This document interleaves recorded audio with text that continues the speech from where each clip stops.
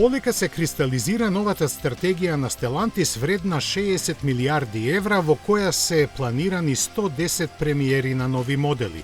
Според нејзиниот клучен дел, 4 марки дефинирани како носечки ќе добијат дури 70% од парите за инвестирање.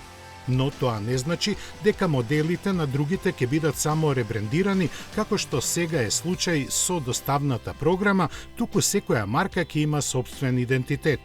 Остварувањето на амбициозниот развоен план ќе треба да донесе темелни промени во работењето, ќе биде поддржано со повеќе заеднички платформи, технологии и софтверски решенија.